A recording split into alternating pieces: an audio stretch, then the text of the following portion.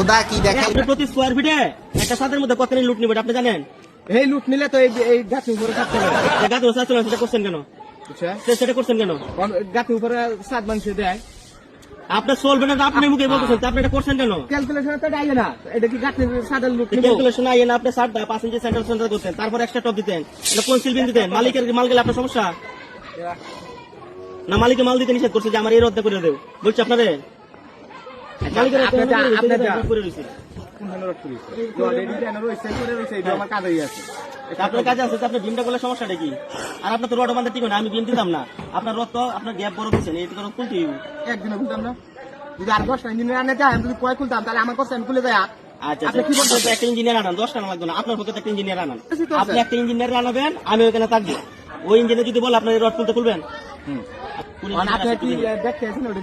না আপনি তো আমার ডাইরেক্ট চ্যালেঞ্জ করলেন। আমি তো চ্যালেঞ্জ করছি, সেই তো আমি তো দাঁড়াই রয়েছি, একটা ইঞ্জিনিয়ার আনান, কখন আসবে আমি ওখানে এই ছাদে উঠবো, উঠে যদি ওই ইঞ্জিনিয়ার বলে এই ছাদের উপরে এই রোডের উপর ছাদ ঢালাই হবে, তাহলে আমি একদম স্যালেন্ডে চলে যাবো। বর্তমান পরিবেশটা এরকম হচ্ছে ভাই। আপনি আসবেন, আপনি আমার আগে বলে আসবেন, আমি আপনার বলবো না, আপনার চিনি, তাহলে আপনি সাত দেখে যান। আমি ছাদ দেখে কি ভুল করে যেতাম? আপনার ঠিক আছে, আপনি ছাদ ঢালাই দিলাম।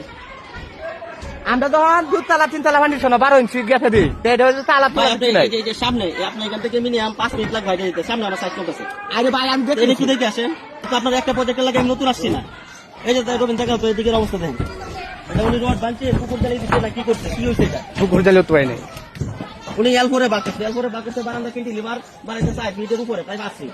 এটা লুট নিব কি? 5 ফিট 5 ফিট আছে দাদা, 5 ফিট প্লাস না? না 5 ফিটে লুট নিবে কি? তাহলে তো রড সারাই আপনার বাগদা ঢালা দিতেন, তাহলে তো রড সব রডে নিত, বাসি নিয়ে যেত, ওনার খরচ কমে যেত।